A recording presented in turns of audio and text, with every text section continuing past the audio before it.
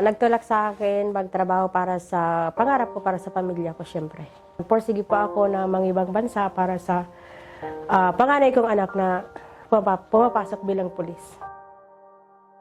Yung pinakaunang employer ko, nagkasakit ako at isinauli doon sa agency ko.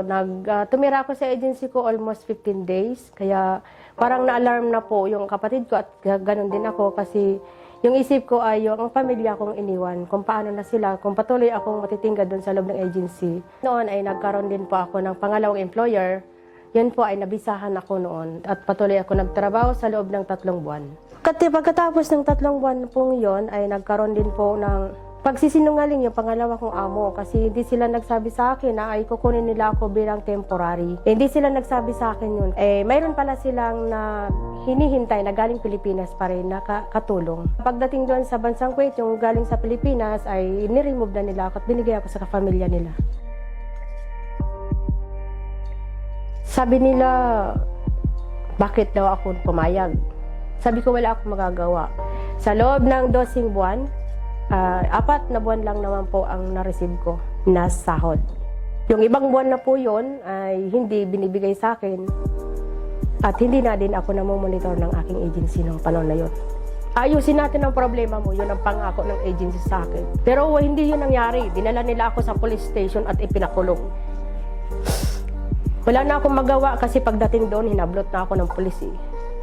Pagkatapos noon, 3 days, ayun, may pulis nang dumating, sinundo ako, dinala naman ako sa kulungan ng Suwait. Habang nasa loob ako ng sasakyan ng mga pulis, taga Saudi police po yun. Ang sabi nila, marunong ka bang magsayaw?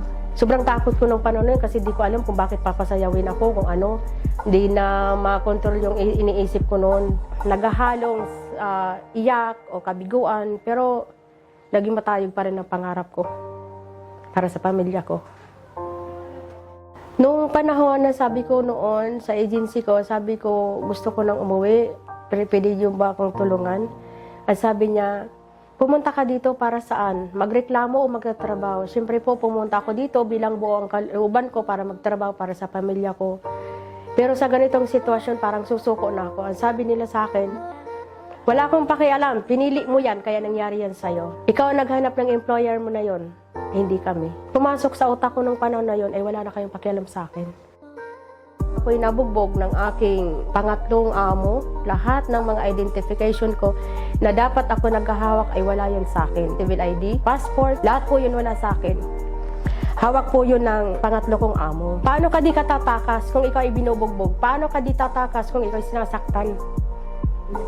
Ang ibig sabihin po ba ng agency ko, mananatili ako kahit ako'y sinasaktan dahil pinapakain pa ako? No. Pumasok ako ng bansang Kuwait para magtrabaho, para mabuhay ang pamilya ko, hindi para mamatay. Nung una, sabi po doon ng DMW, pumunta ako sa building na yon para magpa-free Xerox lang. Yun lang pang alam ko dito sa sa Global Filipino ay ang libreng Xerox at may libre daw kaming food. Pero nagulat ako pag dito kami, sabihin dito yung health list ng Global Filipino Movement. Hindi pala ako nag-iisa. Sila pala makakatulong ng problema ko. Dahil sa nakilala ko ang DMW, kapartner po ang Global Filipino Movement, nagsabi pa ako sa DMW na magpa-file ako ng case para sa agency ko. Ito na din pa masasabi ko sa inyo. Ako na din maghihikayat sa inyo, mga distressed OFW na di pa kayo nagre-report. Pumunta lang po kayo sa Global Filipino. Tunay na nagmamahal po sa ating mga OFW. Sila po ang nagtayo sa akin upang makuha ko po ang lahat ng karapatan na mayroon ako. Thank you so much po dahil kayo'y tumatayo na bilang paa namin bilang OFW. Kayo rin pa ang utak na minsan kami po ay nalilito. Thank you so much po. Salamat po sa GFM.